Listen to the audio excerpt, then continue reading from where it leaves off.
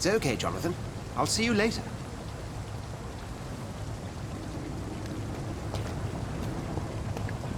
I cannot enter. Come on, you bastard! You can do better than that! Nah! It's my turn!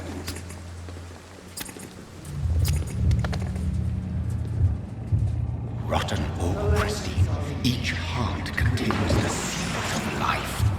Drink at this river, dry it all.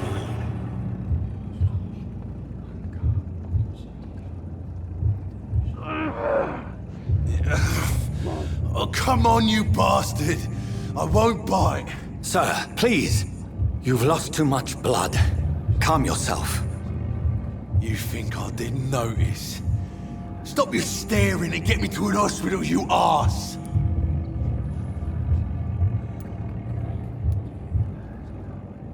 Insulting a good Samaritan. Not exactly the way to get rescued. Alright, sorry. I am in pain here. Me guts are spilling out onto the street and you're yabbering on. Yes. That's a very nasty wound you've got there. Take my word, I am a doctor. Dr. Jonathan Reed.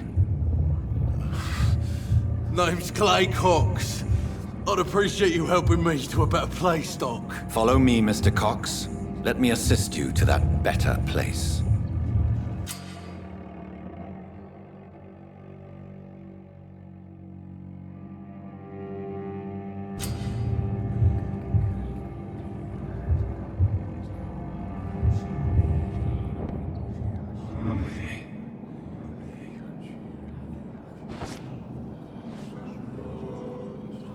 Bring this fading light into the shadows. Dance with him the dance of life and death.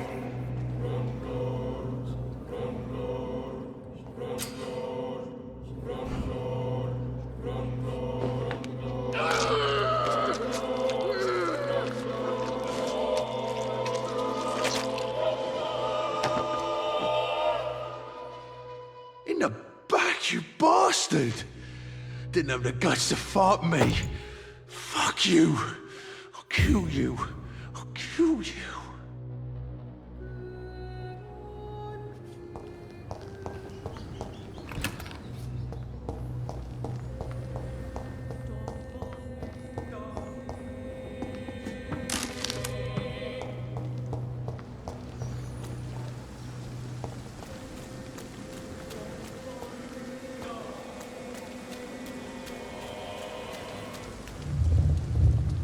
Taste a life, to embrace its most intimate secrets. Such a burden, such a divine sin.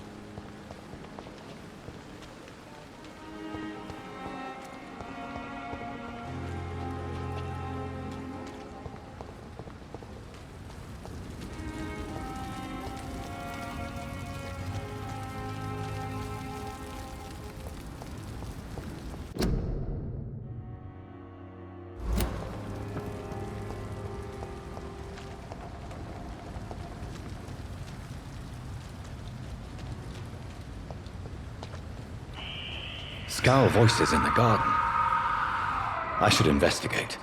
If they were to find somebody.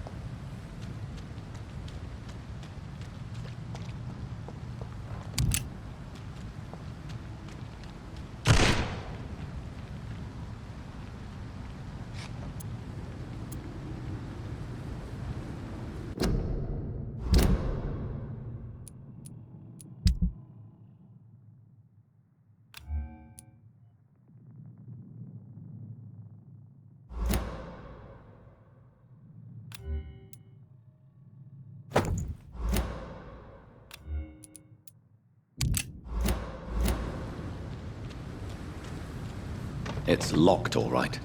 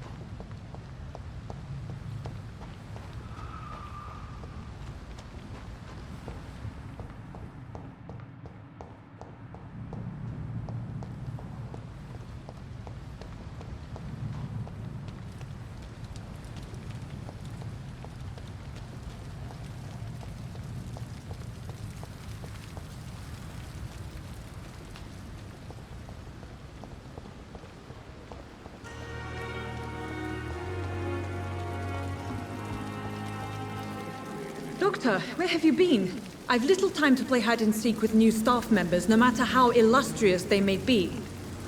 I apologize, nurse. I needed some time to myself. This has been the longest and strangest night of my life.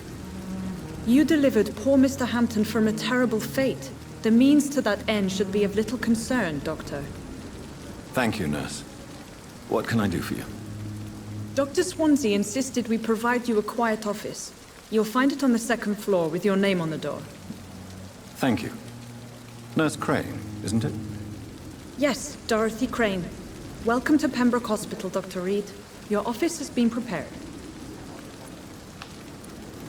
I would like to ask a few questions first. And Mr. Hampton, the patient we brought in, how does he fare? I gave him a sedative to help him sleep. Poor thing was in quite a state of shock. What kind of man is Dr. Swansea? Well, you accepted the job from him. I thought you would have known about your employer.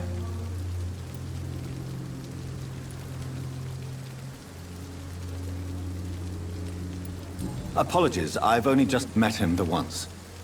This is sudden. I've only just returned to England. Dr. Swansea is a brilliant surgeon and the most compassionate physician. It's right to assume Dr. Swansea knows far more about me than I do about him. You'll get to know him soon enough, and better than me. The administrator has better things to do than mix with us. If you could point me in the direction of my room again, nurse. Second floor of the hospital, left after the stairs. It's the last vacant office at the end of the corridor. Thank you, Nurse Crane.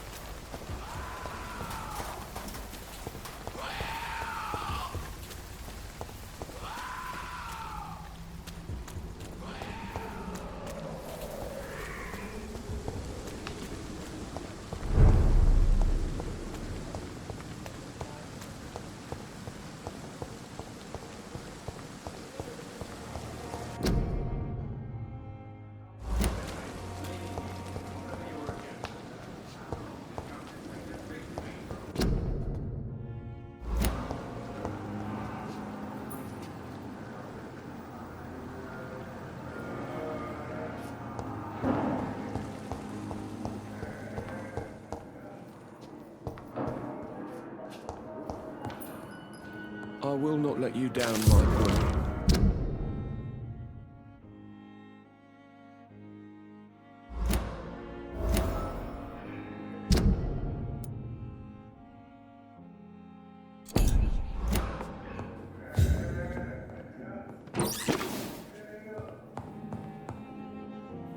Good evening, sir. I'm Dr. Reed. May I help you? I don't know if a third opinion is needed. Your colleagues are already arguing about my condition. I see. Would you mind telling me more about your situation? I'm Harvey Fiddick. All I want is to get me bloody arm fixed properly.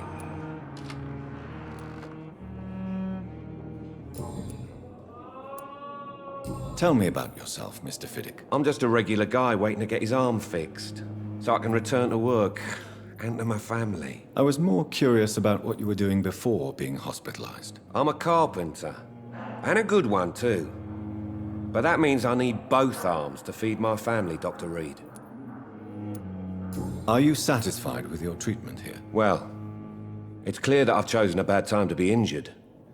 Forgive my bluntness, but you seem overwhelmed by cases of the flu. I won't lie to you about it.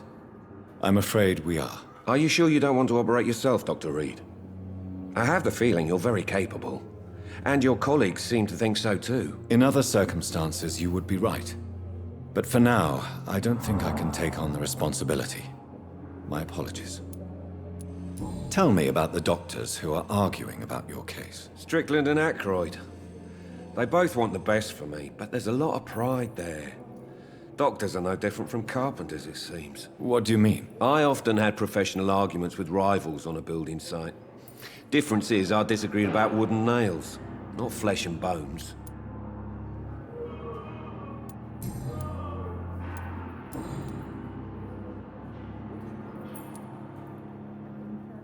You seem worried about the safety of your family. And it's obviously the reason why your wound troubles you so much. I cannot give up on my children now. They both need me living. What about their mother, if I may ask? She died in 1915 during one of the first Zeppelin raids. We never found her body. Tell me more about the death of your wife, Harvey. 1915. I was in the army, building workshops for the Royal Flying Corps.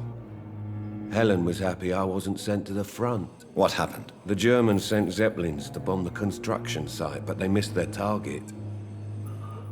My wife was bringing my dinner when the bombs fell. How are your children after losing their mother? They were smaller then. The only good thing about this is my Helen didn't bring them with her that night. I'm sorry for your loss. So many died during the bombings. I served in France and witnessed the carnage there. I would like to say that she didn't suffer. Truth is, I have no idea. I just know that I'm all that me kids have. Poor little bleeders.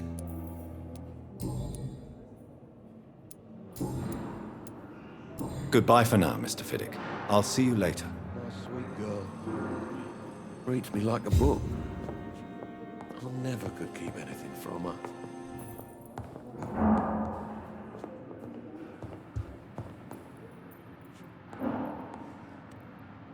Good evening, madam. Can I help you? It's my son who needs you, sir. I'm Dr. Jonathan Reed. How can I help your son? I'm Beatrice Goswick, mother of Mortimer Goswick. Could you check on him, please, Dr. Reed? I've heard much of your talents as a physician. What can you tell me about yourself, Mrs. Goswick? Not much to say. Just take care of my Mortimer and I'll cover all the expenses. That's all that matters.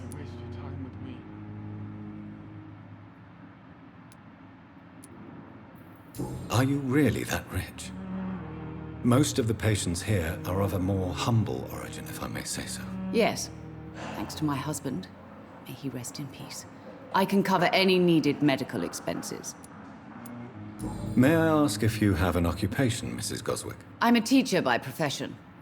I teach young women who are more ambitious about their futures than their families. Good evening, sir. Doctor. What do you think of your reception here? Any complaints? I have had the uttermost reservations about this hospital since we arrived. But we had no other choice, considering the state of emergency. Is there something in particular that's bothering you? Some of the staff were not especially welcoming. I suspect they're not accustomed to dealing with patients of such social standing.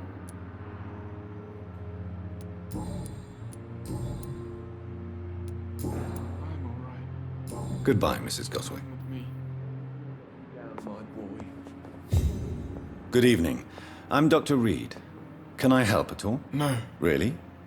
Why are you here, then? I don't want to talk. My throat hurts too much. I suppose that this pain is the reason you're here. Is someone taking care of you? Yes. And no. Could you at least tell me your name, sir? Mortimer. Mortimer Goswick. How painful is your throat, Mr. Goswick? So painful I'd rather not talk at all, Doctor.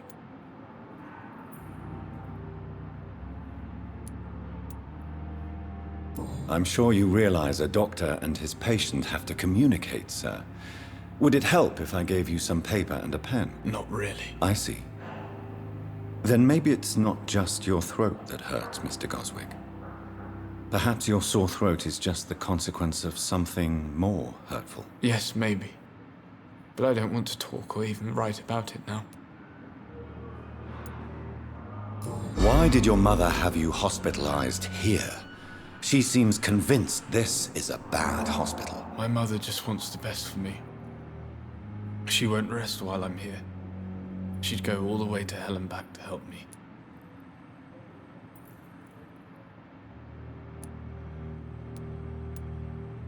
Is your mother bothering you?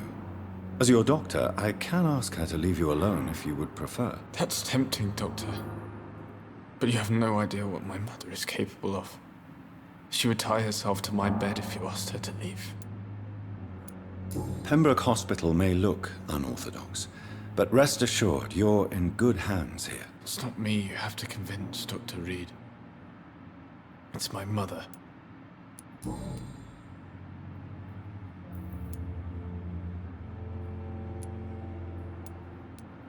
How painful is your throat, Mr. Goswick? So painful I'd rather not talk at all, Doctor. I'll let you get some rest, then. Good evening, sir. Doctor. Good evening, Doctor. How is my son doing?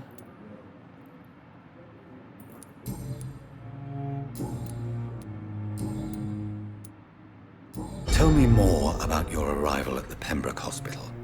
What gave you such a bad first impression? The ambulance driver was quite rude, for a start. And that nurse, Miss Hawkins, seems to have quite a dubious attitude. What do you mean? She managed to secure a bed for my son despite the epidemic.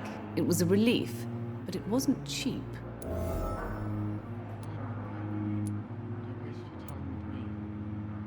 She charged you for a bed? Yes, and I paid without question, considering the urgency of the situation. I share your concern, Mrs. Goswick. Be sure that I'll talk to the people involved. I don't expect compensation, Dr. Reed. But I'm aware such behavior would not be tolerated in other hospitals. Goodbye, Mrs. Goswick. Blundering idiot. I'm all right. Don't waste your time with me. Oh, sweet girl. Acting like a bull. Good evening, Doctor. I believe we're going to be working together. Dr. Reed. Dr. Swansea informed us of your arrival, but I could not dare to believe we'd have such good fortune. Such an honor, sir. Thank you. And you are? I am Thoreau Strickland, Dr. Thoreau Strickland. I'm a great admirer of your work, Dr. Reed.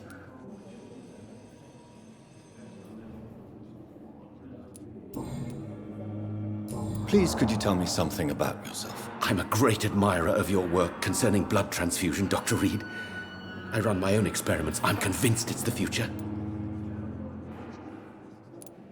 What made you choose to be a doctor? I'm not ashamed to admit you and your work have inspired me.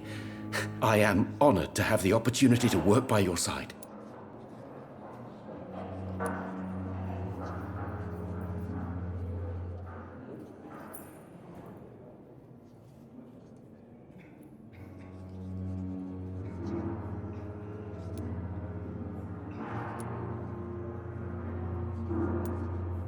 It's always a pleasure to share scientific and medical knowledge with someone eager to learn. I'll be glad to help you if I can. This epidemic may be the century's most terrible disaster, but I'm convinced that we, as doctors, are the only ones able to defeat it. I based my technique on my mentor's research. He helped me perfect my method. What is yours? I'd rather not talk about it. For now, it's just theories and first approach. My process is purely experimental and unsuccessful. As long as you're cautious and methodical, you may remain empty-handed, but you won't fail. You're not the first one to warn me, but I am convinced knowledge is the main weapon against the ravages of this epidemic. What can you tell me about the Pembroke? Well, it has always been an honor to work with Dr. Swansea. But with your arrival, I can't think of a better opportunity to learn about blood transfusion. You seem quite optimistic.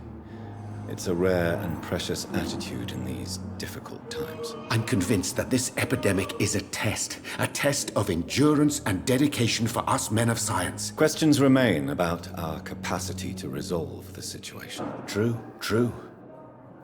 Last summer, during the first wave of the epidemic, I used to joke with Milton about the extra work. We're not smiling now. Do you need help with anything in particular? Well, yes, maybe.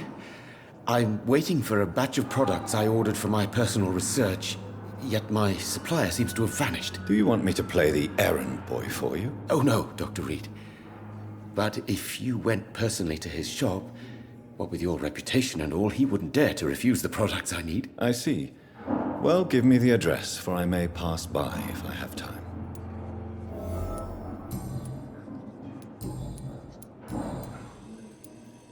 Tell me more about your willingness to experiment with new medical techniques. Harvey Fiddick is a patient suffering from a severe injury that could cripple him if not treated correctly. I'm convinced your blood transfusion technique could help him. What is it you really want? To save him, or to prove your point? Fair question. I want nothing but to save my patient, Dr. Reed. Especially since I know Mr. Fiddick's story. Tell me Mr. Fiddick's story. Our first diagnosis was compromised because Mr. Fiddick lied to us about the real origin of his injury.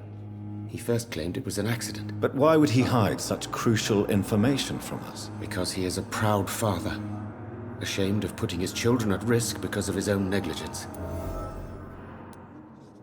This personal involvement could also appear to be a lack of impartiality.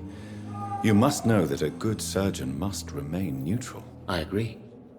But that does not excuse Dr. Ackroyd's behavior, a man who did not even take time to converse with his patient. Do you think keeping his distance was a mistake?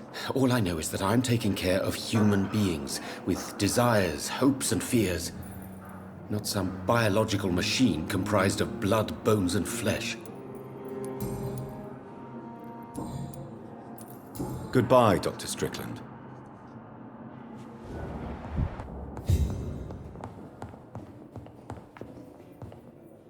Good evening, Mr. Fiddick. Good evening, Dr. Reed.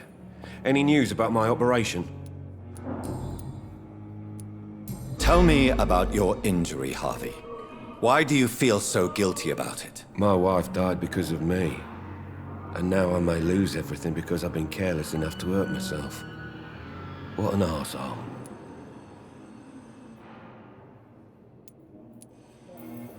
You can't hold yourself responsible for your injury, Mr. Fiddick, unless you tried to hurt yourself. Of course I didn't hurt myself.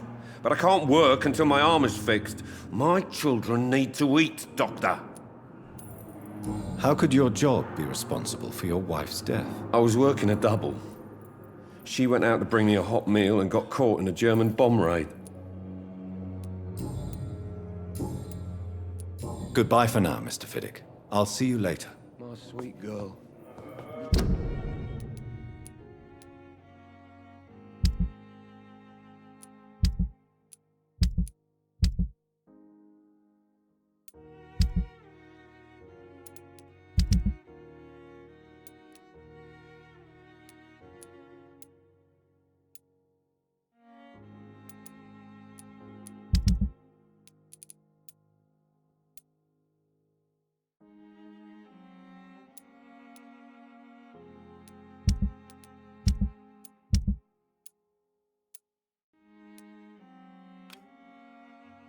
Reads me like a book.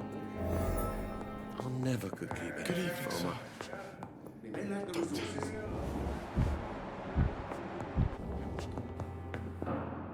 Good evening, sir. I'm Dr. Reed. I believe we're going to be colleagues. Reed? Yes, I've been informed about your arrival. I'm Waverly Ackroyd. Welcome aboard, I suppose. Does my arrival inconvenience you in some way, Dr. Ackroyd? Let us just say that I don't particularly share Dr. Swansea's enthusiasm for hiring you. What we need here are reliable professionals, not overrated dabblers. Tell me, Waverly, what do you think of Dr. Strickland's enthusiasm for his experimental research? Strickland is playing with his patients' lives for pride and glory. Now that, sir, is unethical. Are you thinking about something in particular? Harvey Fiddick needs delicate surgery. I believe we should stick to the usual procedure, but my young colleague obviously disagrees.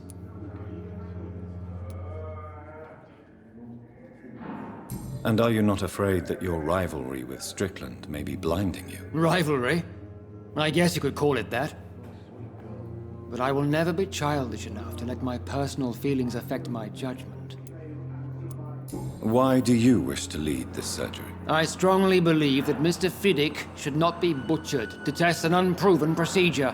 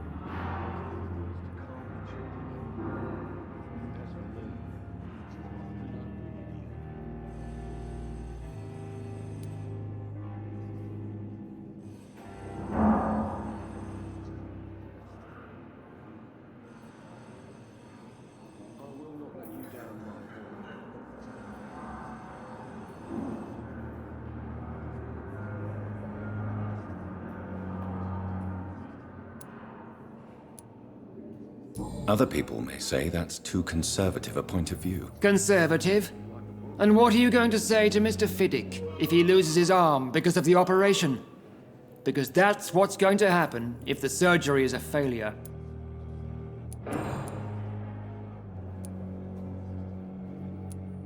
Since your tenure in this hospital is longer than mine, perhaps you can tell me more about this place. Let's just say I'm tired of the carelessness around me. I have always respected the skills of Dr. Swansea, but over time his enthusiasm has become displaced. Carelessness? Exactly what are you talking about? We're here to save lives. The people who trust us are not volunteering for experimentation. They're here to be healed. I don't intend to run any radical experiments, Doctor. Even if I, as any good practitioner should, express an interest in pushing the boundaries of medical research. Modern medical methods were created through audacity and ego. But there are rules in our line of work, and they're here to protect our patients.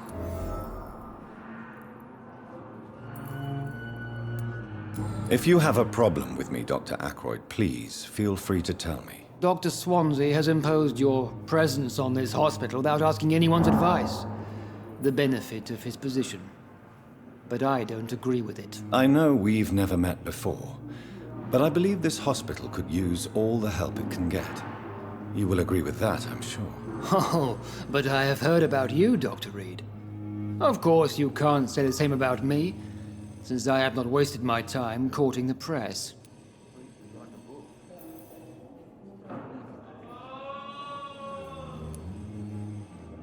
There is no need for such animosity between us.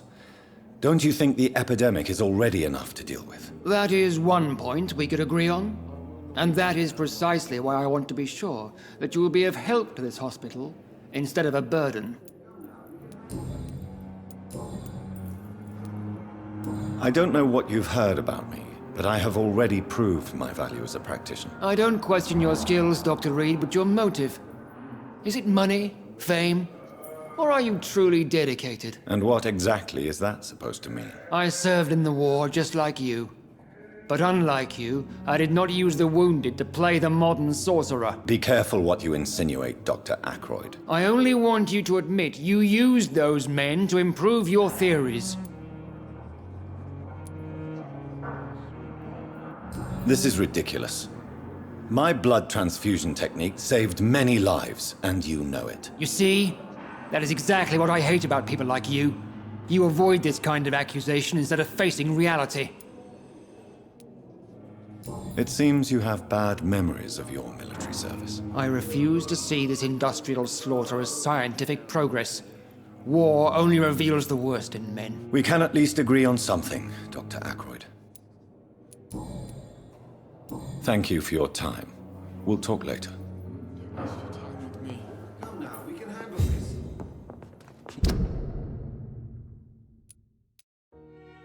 You always knew the words to calm the children, Helen. As for me...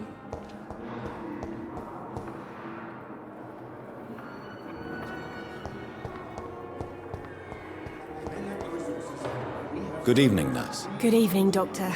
I don't think we've been introduced yet. My name is Pippa Hawkins. And I'm Dr. Jonathan Reed. Dr. Swansea has recently offered me a position in this hospital. Well, it's a euphemism that your help will be appreciated, Doctor. How would you describe the situation at the Pembroke Hospital? It's serious. The flu is wreaking havoc amongst the staff and patients. We are running out of everything. Nurse Hawkins, the Spanish flu won't last forever. Even the Black Plague didn't kill everyone. I wish I could believe you. But what if this epidemic was worse? What if in the end, nobody was spared? You must get a hold of yourself, nurse. Sorry, I'm exhausted. No one has any idea when this epidemic will be over. How long have you been a nurse? Or long enough to see that the epidemic is winning. And no matter how qualified you are, don't tell me you'll change that. You'd be surprised what dedication can achieve, Nurse Hawkins. In medicine, sometimes we're just a test result away from a miracle. Sorry, Doctor. I don't want to sound bitter, but I'm just too tired to give a pep talk like Nurse Brannigan. How is the Pembroke staff coping with the epidemic? Well, not well. Milton, the ambulance driver, is even more grumpy than usual, especially concerning doctors. Why is Milton grumpy on a daily basis? Is it just an act? Milton's not the kind of man who's bothered about a bad reputation, whether he deserved it or not. Why does Milton dislike doctors? I don't know. Just ask him. But be warned, Milton is not the chatty type.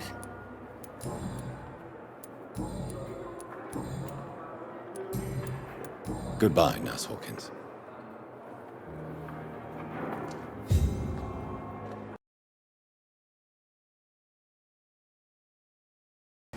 I should investigate.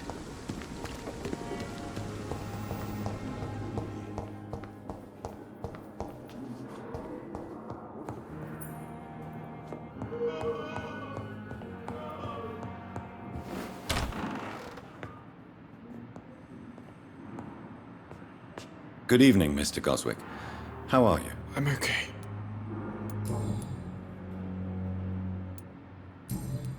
I have to go now, sir. But don't hesitate to contact me if you need any help. I'm all right. Don't waste your time with me.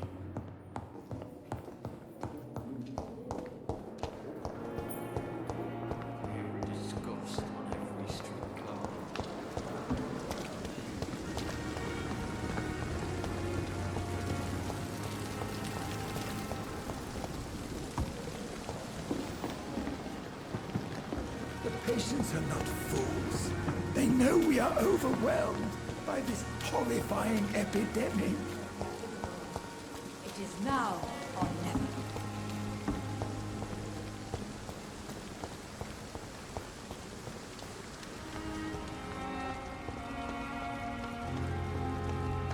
It's locked, all right.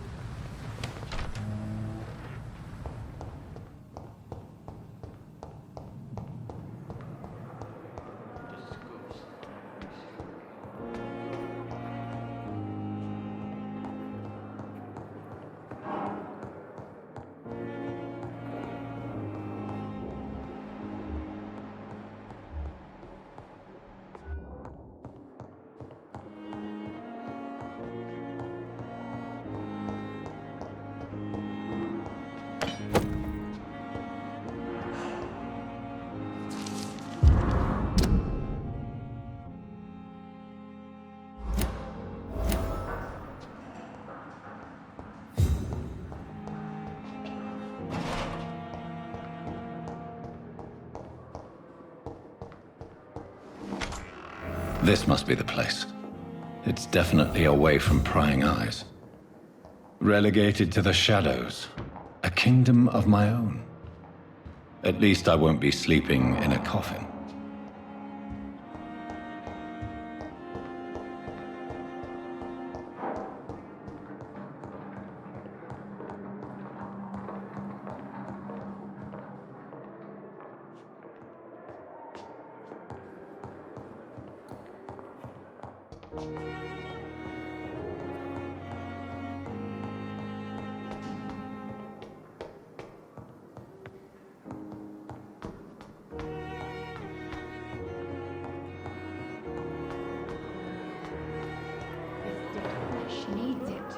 Please spare me, Dark Queen.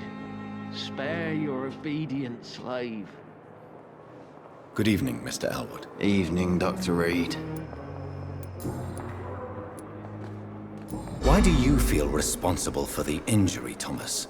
What really happened? I wasn't disfigured by any German shells.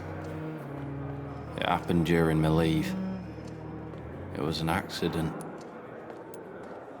Why lie about it? Come on. It's one thing to come back disfigured by the Germans, and it's another to get injured in an accident that could have happened to anybody.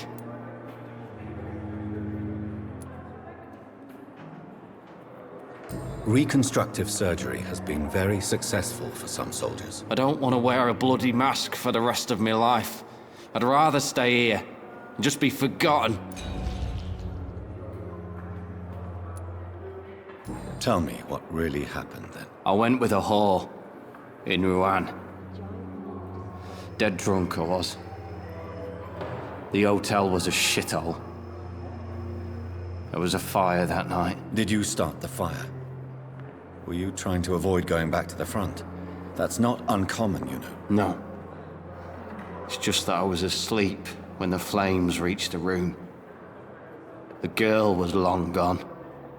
Bitch never woke me up. Left me to burn.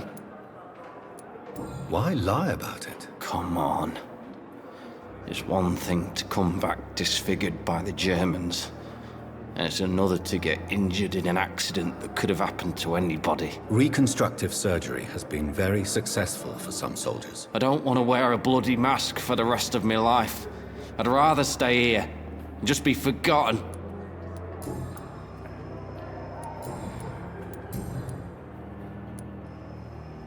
How close are you to Miss Horcroft? Are you aware that she thinks she is a vampire? To wait for her next nibble is the best reason to stay here. Every time she approaches my bed, she treats me like something tasty. A normal person. Aren't you afraid? She may hurt you if the game goes too far. She's quite harmless, I can assure you. Her head's broken inside is all. While I'm busted on the outside. But she's still beautiful. Living proof that there's hope for me. So do you let her bite you? You know that's not sanitary. And why not? She's only supping a few drops of me blood. And the pain, it's real for once. She could decide to bite less willing patients. Then it's another good reason for me to stay here, Doctor. You do realize she's mentally disturbed. It's called the Cotard syndrome. She truly believes she's a vampire. In her madness, she never refers to my scars. And frankly, if I could, I'd join her world. It seems much more fun than the real one.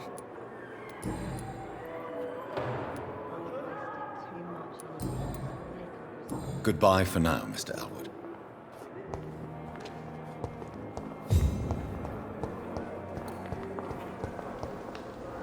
Good evening, Miss Howcroft. How are you tonight? I need blood, Doctor. Warm, rich, vibrant blood. Tell me, Thelma, why do you feel so attached to Mr. Elwood? Why him? I'm not sure, Doctor. I think we have a bond of some sort. We've both suffered so much. He's the only mortal I find interesting. Would you say you and Mr. Elwood are romantically involved? No. No, Thomas is a delicate soul. Even though he disguises it. But I am not the woman he needs. No, for I am a vampire, Doctor. Do you plan to make him a vampire too? Of course not. How could I inflict my curse on anybody else? I'm not that cruel, Doctor. I'll leave you, Mistress of the Dark, to your nocturnal activities.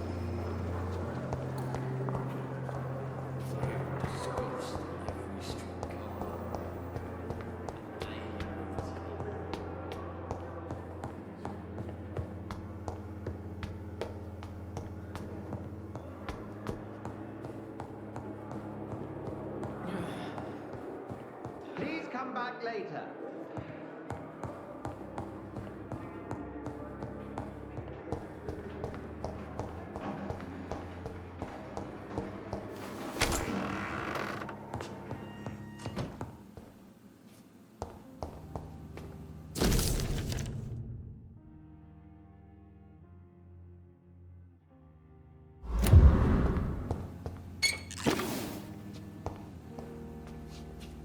The flower's dying.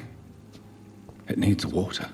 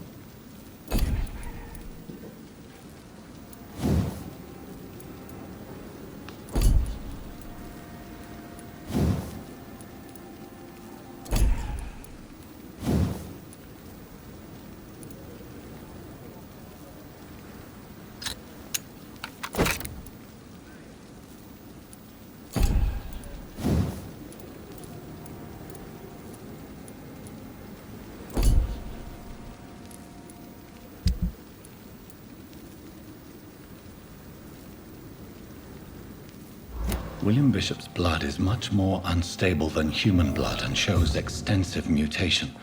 But this is not what happened to me. I must keep on searching. The sun is about to rise. I can feel it. I'll continue tomorrow night. I have so much time now.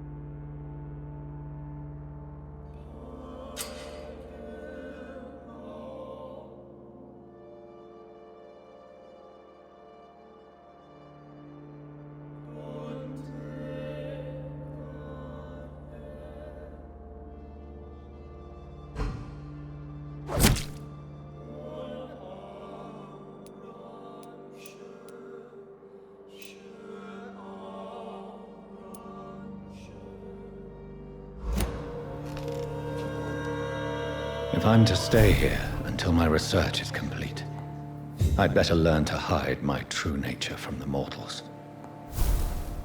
But what about my thirst for blood?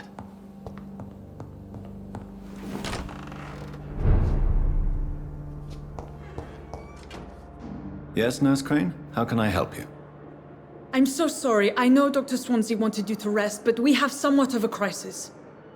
A crisis, you say? Our supply of antiseptics is nearly depleted. I was hoping there was another box up here, but...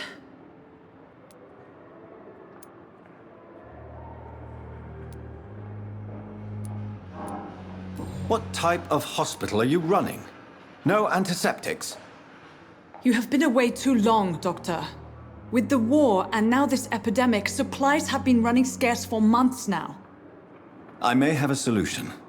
In France, during the war, drugs shortage was a daily problem, and we had to use our wits to overcome the shortages. However do you mean? If combined correctly, certain household chemical products can be used in a pinch instead. Now, where's the hospital storeroom? The storeroom? Fat chance. This is the Pembroke, and space is luxury we don't have. Everything used to be stored in the Old Morgue. Perhaps I should look there first. Where is this morgue? It's the large building behind the hospital. You'll need to go in the back door because it's been sealed off for sanitary reasons. Take this key.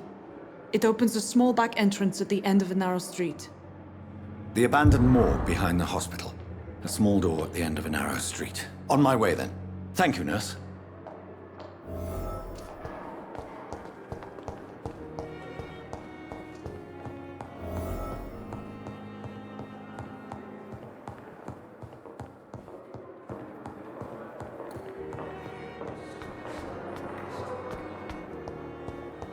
Daily routine. Please, has anyone seen my daughter?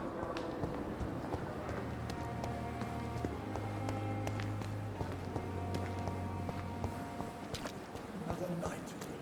Surely I can endure another.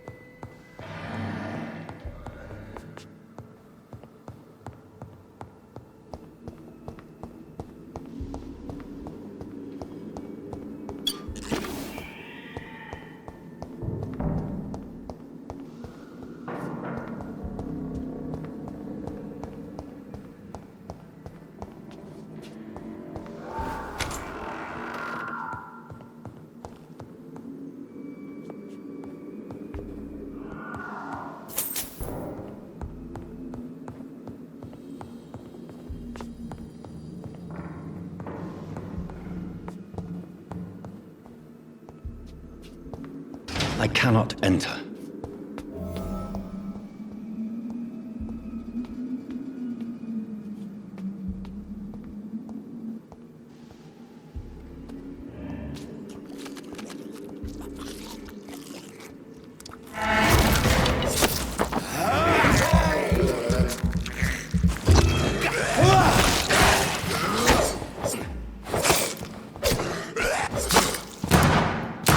Behavior is similar to the infected William Bishop. Must be the same strain. This sickness moves faster than influenza.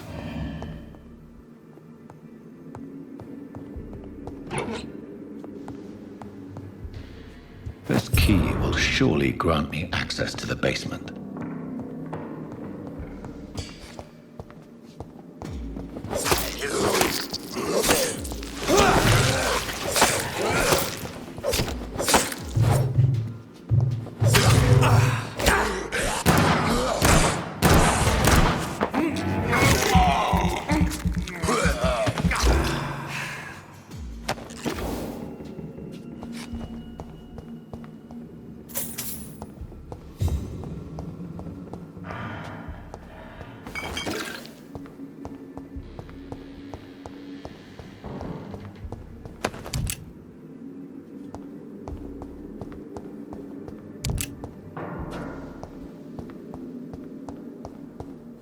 It's locked, all right.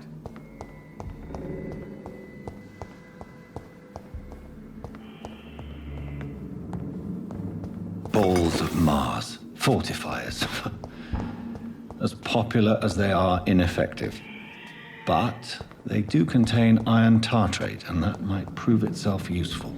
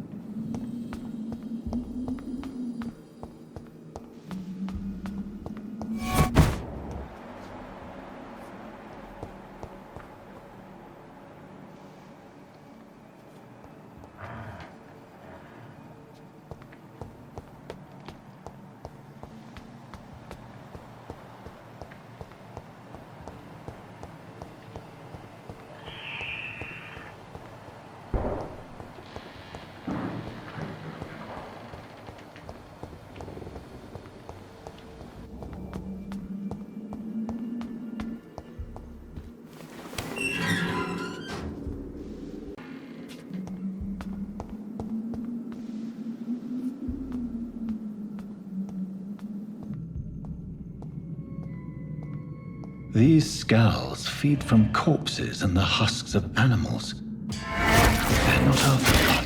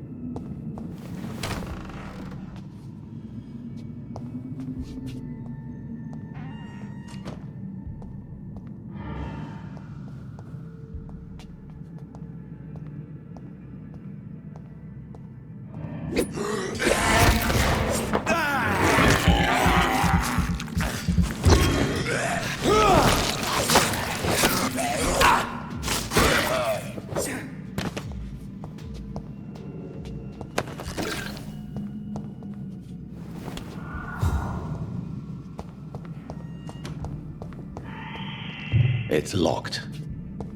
It's locked. All right.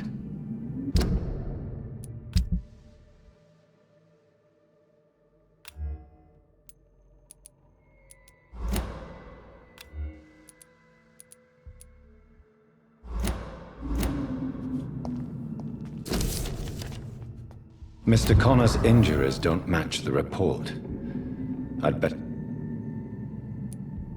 Traces of a pinkish foam at the corner of the lips? Some sort of drug overdose, perhaps? Multiple abrasions and scarring on the arms and legs. Old and distinctive injuries of a sailor or a fisherman. The chest was originally open to perform the operation. The sutures are clean, but the chest has been reopened.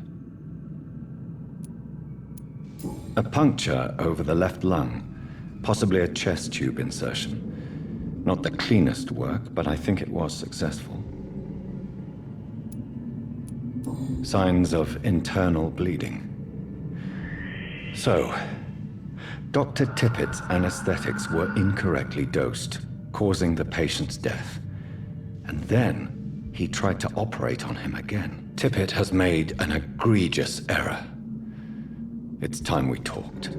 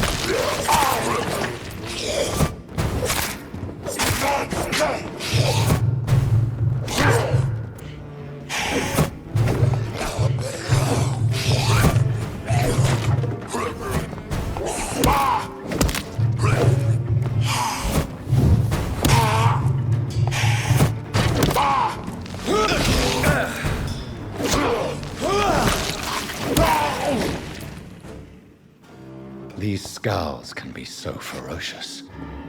I'm not sure I can defeat them without becoming stronger.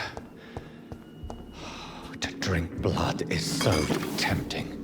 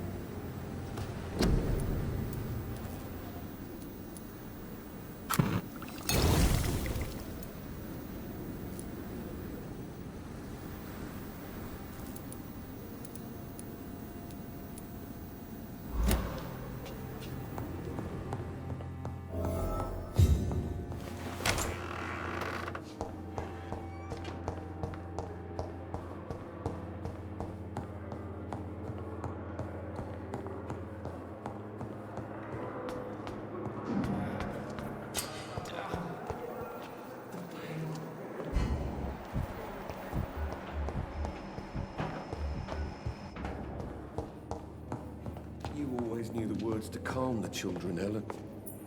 As for me, Finally, you've returned, Doctor. Did you find anything of value? Yes, nurse. You've worked your first miracle, Doctor. Now, this patient here needs immediate treatment. Duty calls. When the storm has passed, I'll show you how to mix the remedy yourself with the same basic ingredients. Many thanks, Doctor.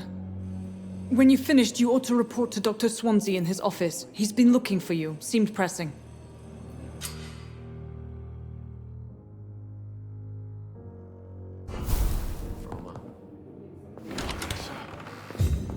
Doctor.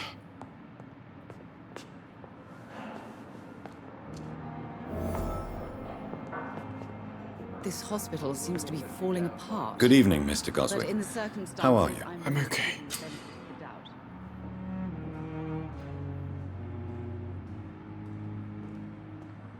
Do you need any help?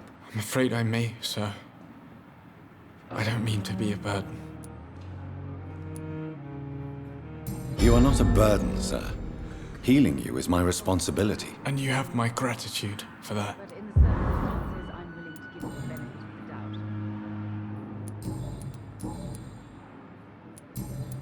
I have to go now, sir. But don't hesitate to contact me if you need any help. I'm all right. Don't waste your time with me. This hospital seems to be falling apart.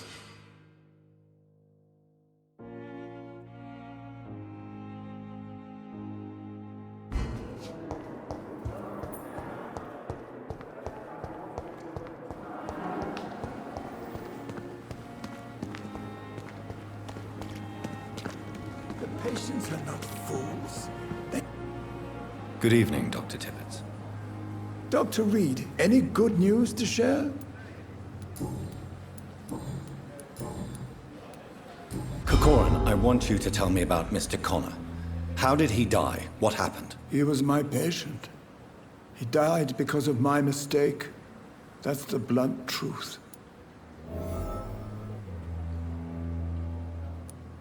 Who was this patient? I don't know. Some sick man from the docks. Maybe a fisherman. I had no time to talk with him. No one claimed a body. Why not stop practicing? Are you mad? I killed that man, I admit it, and it won't happen again. I have saved so many lives since then. What was the nature of the mistake? It was a twofold error. My diagnosis was wrong, and the administered dosage was too strong. Goodbye, Dr. Tippett.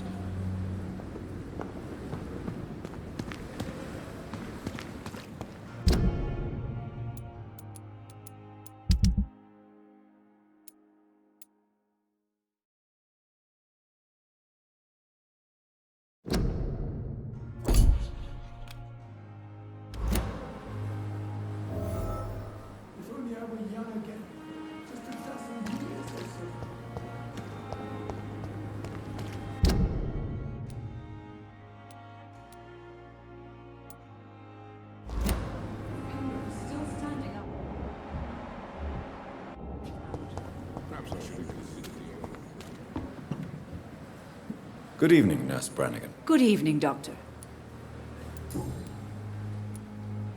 Tell me what Dr. Tippett did. I know his mistake caused a patient's death. If I had not covered up his error, Dr. Tippett would have been fired from this hospital. I could not let that happen. You can't allow your emotions to dictate your conduct concerning patients, Nurse Brannigan. Look around you, Dr. Reed. Do you really think we can afford to lose a brilliant practitioner like Dr. Tippett in our situation?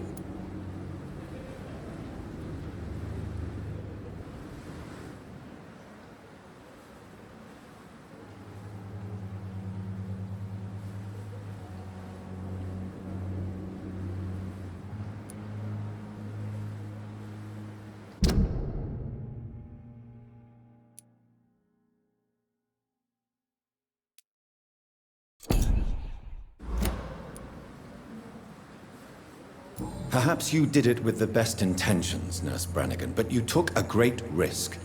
Must I remind you that a man died? You mean you've never made a mistake? Never covered your tracks? Come on, Doctor. I wasn't born yesterday.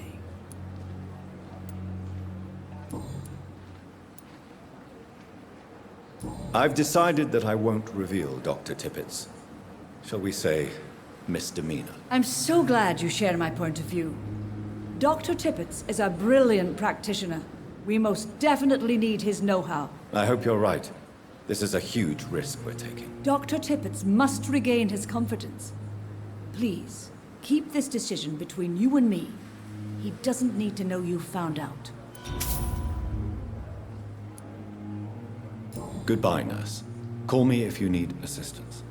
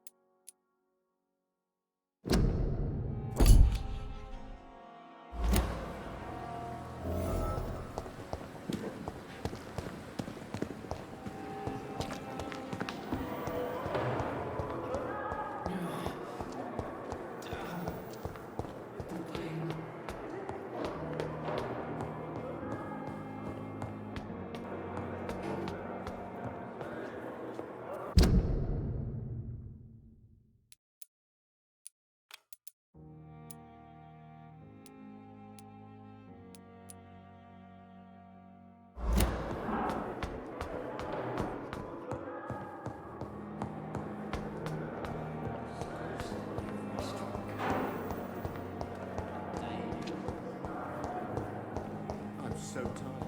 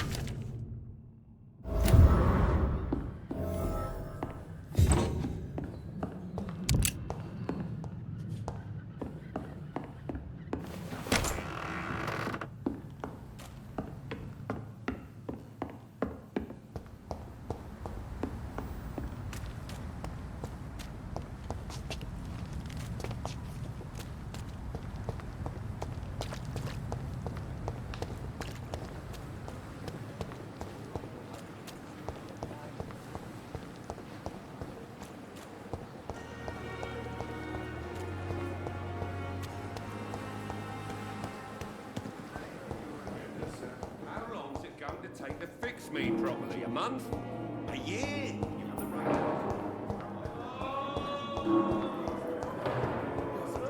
Nowadays, darkest thoughts in your heart. My blood and soul. Good evening, Miss Howcroft. How are you tonight? I need blood, Doctor. Warm, rich, vibrant blood. Tell me, Thelma, what do you really know about vampires? I saw one and he saw me. I watched him hunt and kill. I saw his terrible wounds heal as his victim died. And then I knew I was saved. You mean you actually saw a vampire? Here in London? Yes. And it has been the answer to my pain. I must drink and kill to regenerate my decaying body. I am a vampire too.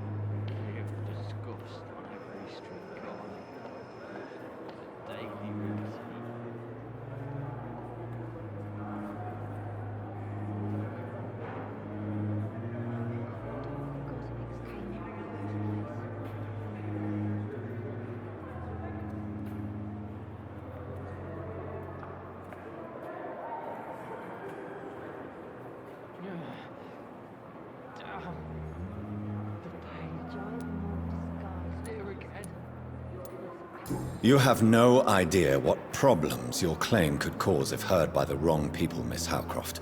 You must stop this nonsense, now. Why fear the truth? Strange things live in the dark, Dr. Reed.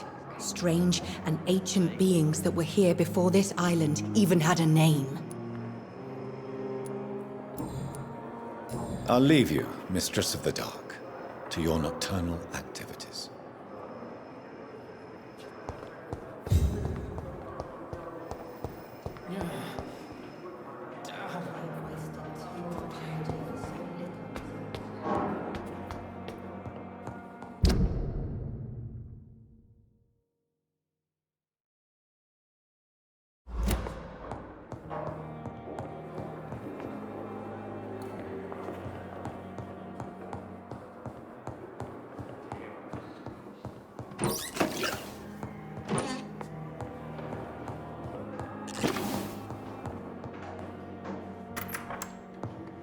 Please, Jonathan, come in.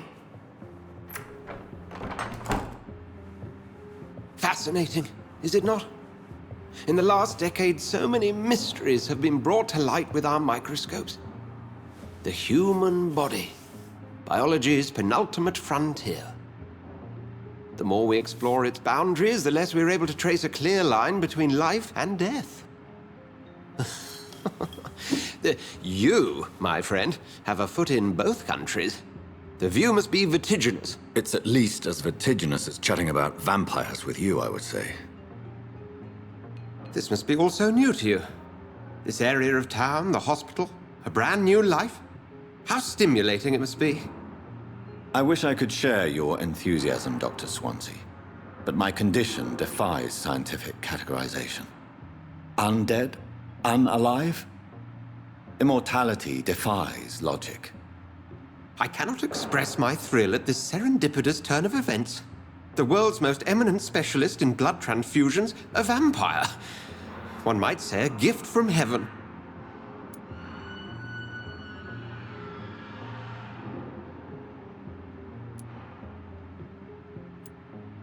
It may seem strange, but your words have brought me some comfort here.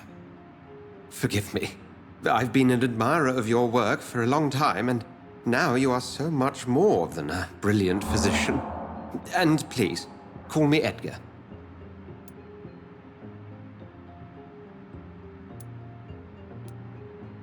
There is no need to apologize, Edgar. You offered me sanctuary when I had none. Very well. I have a task for you, Jonathan. Something that will require all your newfound skills. Please, go on. The Pembroke only survives through the generosity of our benefactors. Unfortunately, our main donor has found herself in a bit of a bind. Now, if you could help her out... A spokesman or politician is what you need. That's not my calling. And until I come to understand what has happened to me, I require discretion. Discretion is in order, Jonathan. Lady Ashbury has recently received rather indelicate correspondence that, if revealed, would jeopardize her position. And you would like me to eradicate this threat? By the stole, of course not. I would just like you to pay her a visit. Her ladyship is certainly near the tents outside, tending the sick. You can't miss her. Look for someone impossibly delicate. Accepted. I'll see what kind of trouble Lady Ashbury is in.